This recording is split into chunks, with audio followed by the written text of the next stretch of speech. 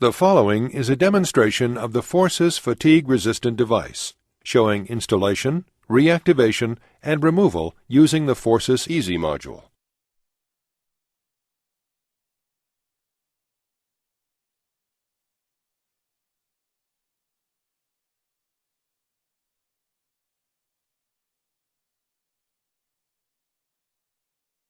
There are 4 general clinical requirements for the Forsus fatigue-resistant device.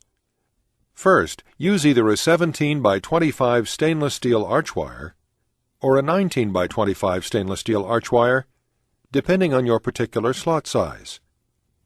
Second, all brackets except the lower cuspid brackets may be ligated with either stainless steel or elastomerics. The lower cuspid brackets need to be ligated with stainless steel ligatures. This will prevent unwanted rotation of the lower cuspids. Third, the lower arch wire should be securely cinched to control anchorage and mesial flaring of the lower arch. Fourth, the Forsus Easy module requires the use of a buccal tube with a buccally offset occlusal headgear tube on the upper first molars. One option to avoid contact with the cuspid bracket is to place a stop, such as a Gurin lock, distal of the canine. Another option to increase anchorage on the lower arch and prevent lower anterior flaring is to lace the entire lower arch and increase labial root torque on lower anteriors. Installation. Holding the mesial portion of the Easy module body with Weingart utility pliers, insert the Easy module clip into the headgear tube, from mesial to distal, until it clicks into place. Pushrod installation. The correct pushrod size for the patient must be used. To measure the correct pushrod size, with the jaw closed, place the distal end of the measuring device behind the headgear tube and the mesial end of the gauge just distal of the lower cuspid bracket. The appropriate size pushrod is indicated. Note that the direct pushrods are in a left and right configuration and should be measured separately.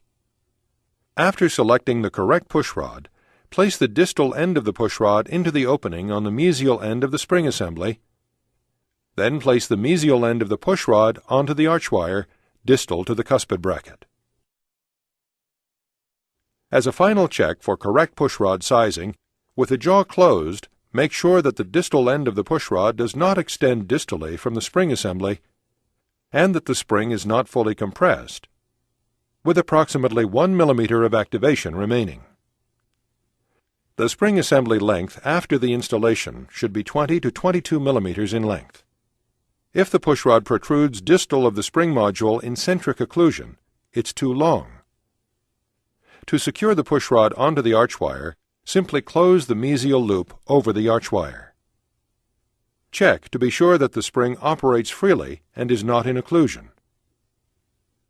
Repeat the installation on the opposite side.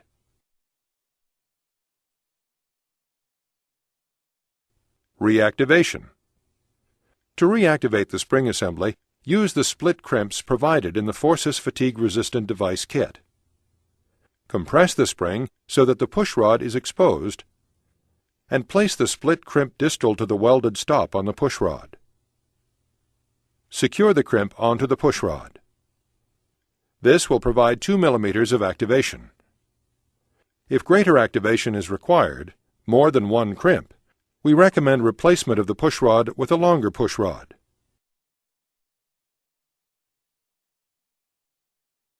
Removal. First, with the patient's mouth open wide, compress the spring and remove the spring assembly from the pushrod. Then, holding the distal portion of the Easy module clip with Weingart utility pliers, pull the Easy module in an occlusal mesial direction and remove it from the headgear tube.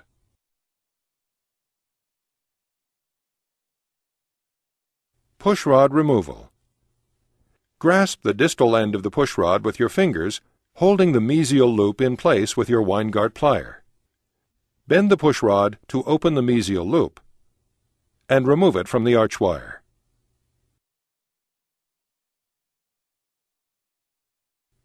This completes this instruction on installation, reactivation, and removal of the Forsus fatigue-resistant device Easy Module.